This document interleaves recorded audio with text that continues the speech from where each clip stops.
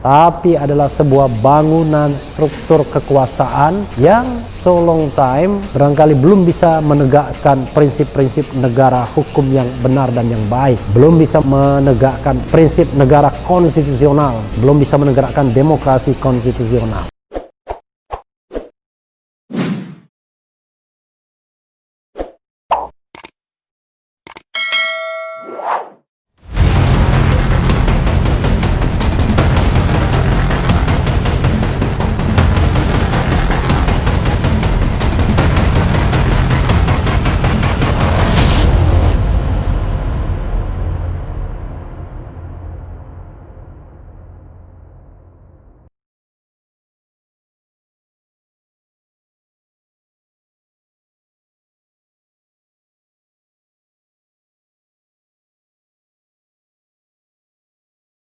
Assalamualaikum warahmatullahi wabarakatuh, Sobat RH sekalian. Jumpa lagi kita di channel yang keren ini, Keren Cadas. Nah, kali ini saya mau menguber pernyataan dari Benny Kaharman dari Partai Demokrat. Masih ingat ya, yang walk out waktu pengesahan Undang-Undang Cipta Kerja. Ini ada komentarnya yang menarik. Sebagaimana dilansir oleh Glora, ditanya kenapa hukum loyo pada Habib Rizik, Benny Harman, di hadapan cukong juga tak berdaya. Luar biasa ya. Glora.co. Sebuah pertanyaan secara tiba-tiba menghampiri politisi Partai Demokrat Benny Kaharman di pagi hari. Pertanyaan itu seputar penegakan hukum di Indonesia. Sebagaimana dikisahkan dalam akun Twitter pribadinya Senin 16 November, Benny Harman ditanya kenapa hukum tampak loyo di hadapan Habib Rizik. Pertanyaan itu diduga mengacu pada acara Maulid Nabi Muhammad yang digelar berbarengan dengan pernikahan putri Habib Rizik beberapa waktu lalu. Dalam acara itu ribuan orang datang berjubal. berjubal. Saya jawab spontan. Stop bertanya. Di hadapan cukong-cukong juga hukum tak berdaya, tegasnya. Dia kemudian menjelaskan bahwa pemerintah inginnya hukum menjadi panglima di negeri ini. Hanya saja yang terjadi, sang panglima itu tidak memiliki pasukan.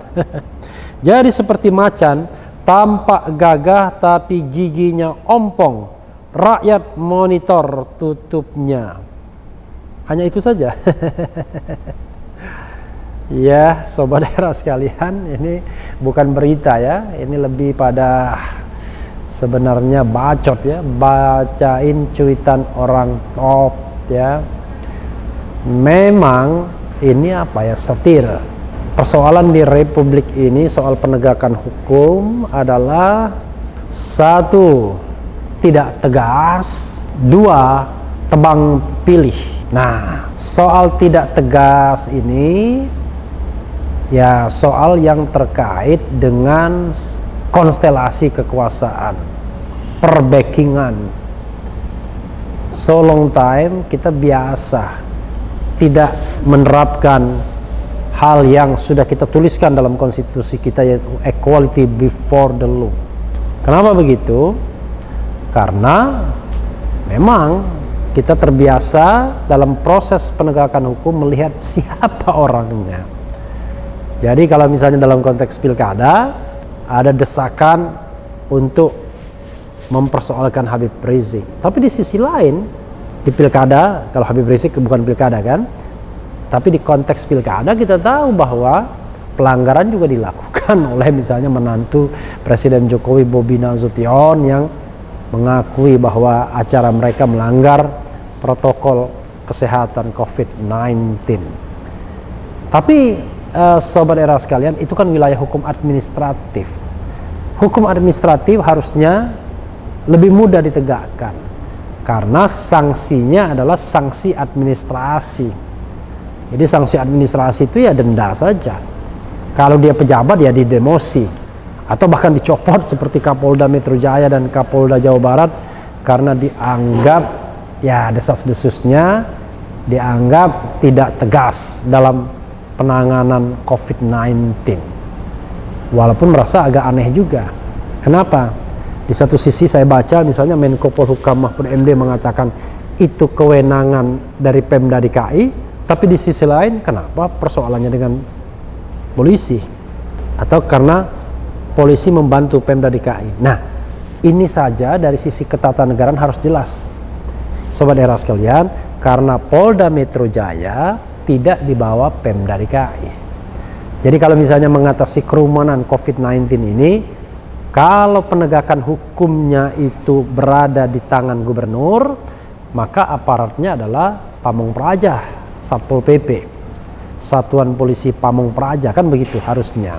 Tapi kita tahu kekuatan Satpol PP kan tidak besar-besar amat untuk misalnya menghalau sebuah kerumunan. Maka bisa saja Gubernur DKI meminta bantuan Polda Metro Jaya yang kebetulan wilayah kerjanya berada di Jabodetabek. Sampai saat ini sesungguhnya kalau teori administrasi negaranya perbantuan, maka penting ditegakkan siapa yang sesungguhnya memiliki kewenangan untuk menegakkan aturan. Kalau aturannya adalah Pergub, peraturan gubernur, memang yang memiliki kewenangan adalah Pemda DKI, dan itu sanksinya hanya bisa administrasi saja. Kenapa kemudian jadi dicopot? Ini juga a big question. Karena kalau tidak punya kewenangan, karena ini sifatnya adalah menegakkan peraturan gubernur, maka harusnya polisi tidak salah. Tapi kalau itu proses penegakan undang-undang, karena sebenarnya gini, sobat era sekalian, dalam melihat masalah COVID-19, ya, itu ada dua sebenarnya aturan yang berlaku. Aturan pertama adalah aturan yang dibuat di dalam undang-undang tentang kekarantinaan kesehatan, ya, Undang-Undang nomor 6 tahun 2018. Dan itu ada sanksi pidananya juga sebenarnya, dan peraturan gubernur. Nah, kalau leading sektornya adalah gubernur, ya yang dia tegakkan adalah peraturan gubernur, dan peraturan gubernur tidak bisa mengandung sanksi pidana. Kalau soalnya bukan sanksi pidana, ya penegak hukum polisinya enggak, ya walaupun diminta tapi dia bukan yang bertanggung jawab penuh. Nah, ini problematik ya, soal kewenangan. Ini penting untuk kita kemukakan siapa yang harus bertanggung jawab, sanksi apa yang bisa diterapkan dalam hal pelanggaran COVID-19, protokol kesehatan ini, biar masyarakat juga paham. Nanti kita cek, kalau pendekatannya melanggar peraturan gubernur, ya memang leading sektornya gubernur. Oke, itu soal ketidaktegasan hukum. Soal lain adalah tebang pilih.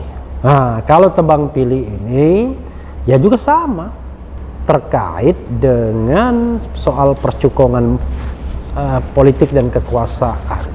Ya, itu sudah soal yang akut di Republik ini kalau kita kaitkan dengan janji kita untuk membentuk negara hukum, restart atau rule of law, atau negara demokrasi konstitusional. Karena kalau kita mau menegakkan negara hukum kita, rule of law, demokrasi konstitusional, memang harus ada penegakan hukum yang setara, yang tegas, yang tak pandang bulu. Memang dalam beberapa kasus kemampuan melakukan law enforcement oleh law enforcer, penegak hukum, itu tidak sebanding dengan kasus yang masuk.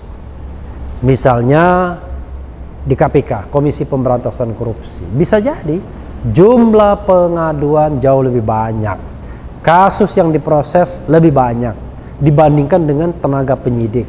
Apalagi beberapa penyidik eksodus karena tidak terlalu happy dengan kepengurusan atau kepemimpinan KPK saat ini.